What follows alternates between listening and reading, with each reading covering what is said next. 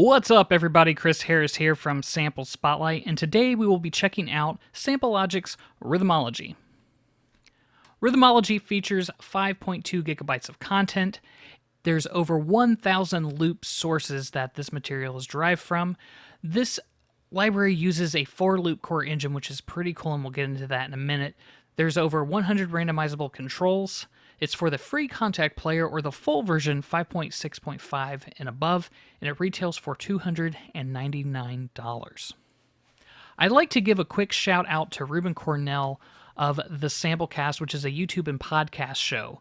He covers news, reviews, interviews, all things related to music production tools, sample libraries. It's pretty awesome.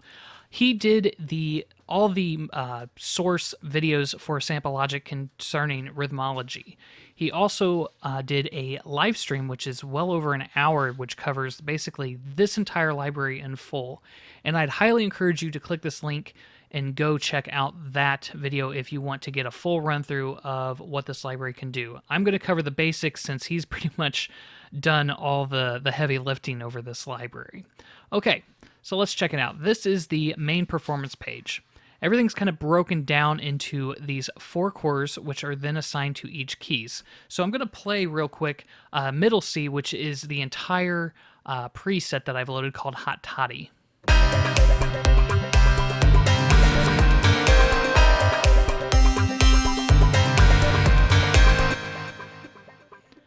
Now, let's focus here on the keyboard for a second.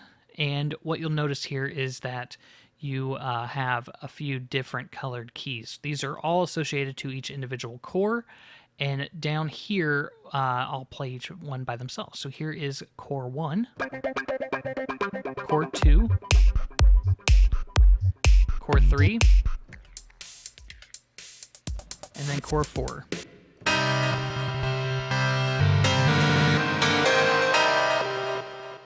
So pretty nice that you have control over 4 different loops independently, and then you can control them all at once, which is pretty nice. Now, other performance capabilities here are this latch and toggle mode. So latch, when it's lit up, basically means whenever you hit a key, I'm not holding it now, but it stays latched, and it'll continue to play until I hit the note again. All of the effects and everything will carry through, so you can do things like this.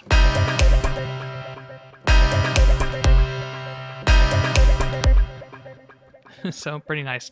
Likewise, if you want to kind of do that on and off thing, this is what it would sound like.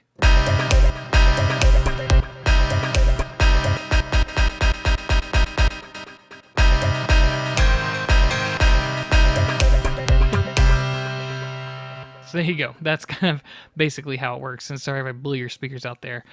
So anyways, another characteristic of this library, which is pretty cool, is that you can basically create performance pages.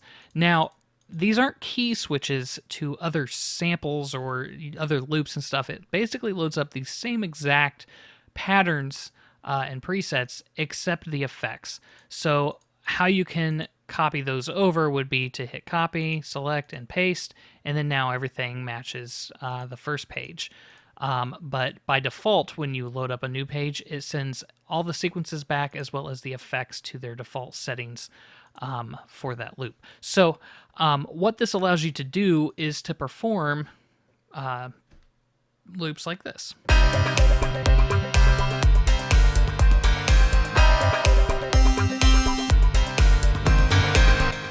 So it didn't really sound too crazy different, but what I could do here is in page C, I can set these to reverse, and we'll do that one forward, and that one in reverse. And so now we would get something like this.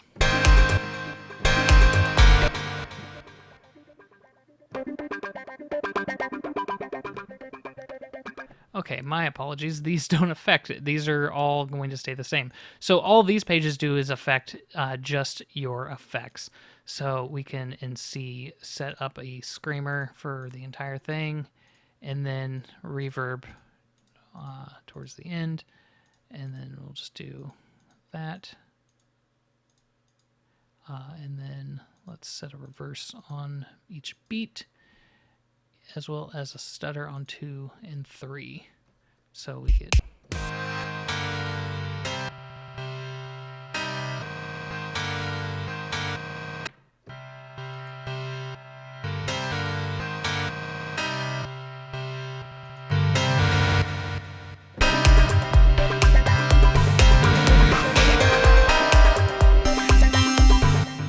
So pretty much that's how that works. Now, when it comes to randomizing the effects, you have a randomize page here. Now, this is great because you have a pull-out menu, and then it lets you change what you want to randomize. So here, I want to randomize the loop source and the loop core.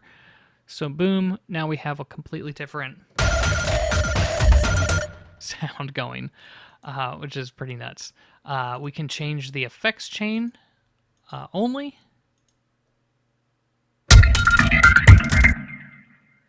Or we can transpose randomly, as well as reverse.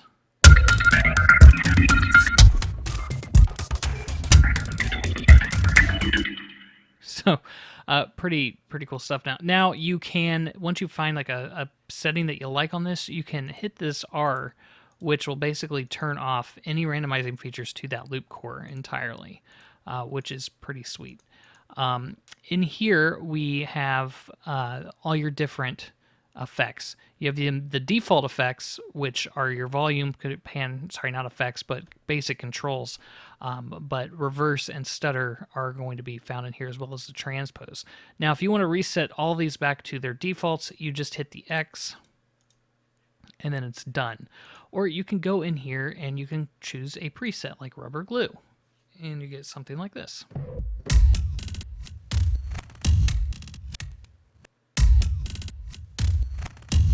Which is pretty cool.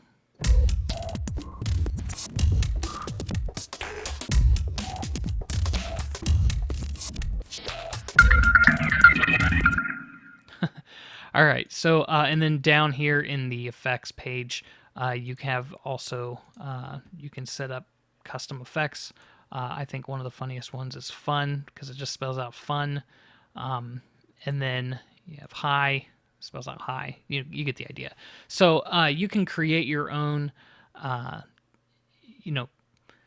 effects sequences there, and then just save, the patch as a preset, and then boom, you're good to go.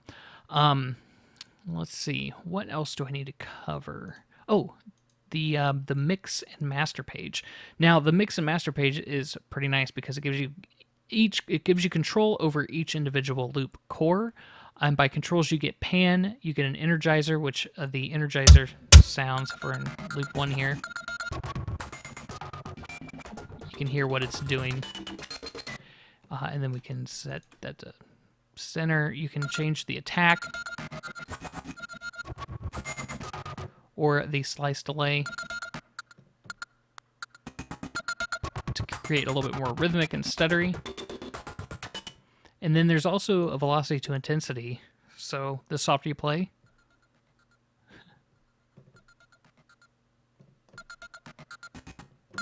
the harder.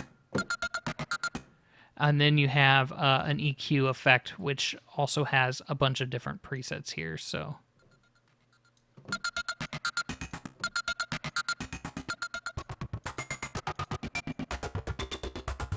bass boost, mellow. And then you have your master effects, which can be randomized. By default, it's turned off, but you can control the, where is it, the effects chain here, which will then change those. And so then you have different effects down here. When you click on one of the 6 cells at the bottom, you'll have the page that comes up for that. Now, there are presets that you can choose, like Lo-Fi Rotator, or down here you have the whole list of effects capabilities that you can choose, like a cabinet effect, all within Contact, which is great. These can be turned on and off via these buttons here. And you just have to be careful not to get too close to the letters, or those will pop in. So that is basically Rhythmology. Now, This might be one of the shortest reviews I've done. So if you made it this far, I'm going to tell you about my overall thoughts on this library. So I thought Rhythmology, when I first opened it and played it, I got early access to it just a couple days before it was released, and I didn't really have much information to go off of. So it was easy.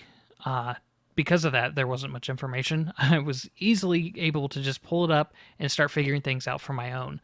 And I love libraries that are like that, where you don't necessarily need the manual, but it's there if you do need it to figure it out.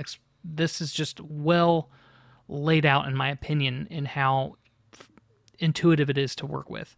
So it was very simple to see what these were and then go, oh, okay, oh, that plays it backwards, that plays it forward and backwards. Okay, that makes sense. Or the steps, that goes up or down, or this reset the entire sequence. Very, very simple things. This changes the actual loop source. I like just how easily it was to figure things out. Those of you who saw my review for Morphestra, which was a sample logic library, one of my biggest issues I had with it was just the complexity of it. It took a lot of time to just figure out how it worked, what it was. It was very busy on the interface. This is a lot more simplified. There's a lot here, but it's just laid out simply, and I like that. Simple is usually the best way to go for most people, me included. I can figure it out on my own a lot easier. It's a lot easier for me to figure it out on my own, but I don't want to have to rely on a manual to figure it out. That's kind of always been my perspective, but I will read it to make sure I know exactly what something's doing. For instance, I didn't quite know what this was. I thought this was related to these presets here, where you could basically just play them and not. So I had this weird perception there, but I was wrong. So I had to look it up, because I didn't really quite know what it was. I wasn't playing to figure out, oh, it's just letting the sequence play through. That might be simple for some people, but again, I'm just telling you a stupid story at this point of my idiocy. So anyways, for the price, $299, I think that's very fair considering there's other libraries that do very similar things that are harder to use and not very easy to use and intuitive with less content that definitely are way more expensive. So I think for the price point that it is compared to other things I've used and have seen, it's definitely competitive and reasonable. So if you're someone who likes to work in multiple genres and you work with loops, rhythms, patterns, phrases, whatever, this definitely is a library that you might want to consider. There's a lot here of different content, and I can pull that up real quick. So loop content, you have tags here where there's acoustic, so you can see all the different types of acoustic, and then you can do glitch or grunge or guitar. You can see, well, let's pull up a guitar real quick, play that one. And then let's default.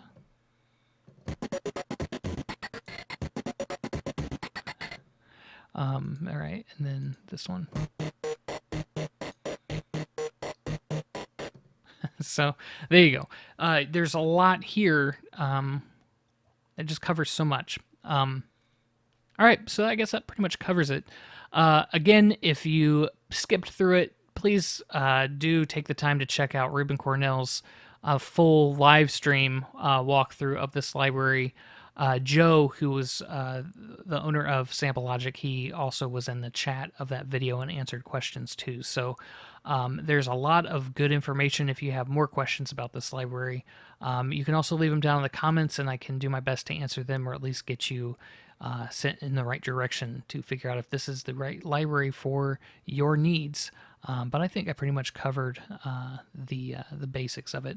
Again, I didn't want to get into just going through all these individual presets because, like I said, there's 1,000 loops. We're not going to listen to 1,000 loops. I don't want to waste your time, and I want this to be worthwhile. So those are my thoughts. Thanks for watching, and take care. I will see you on the next one. Again, take care. Bye-bye.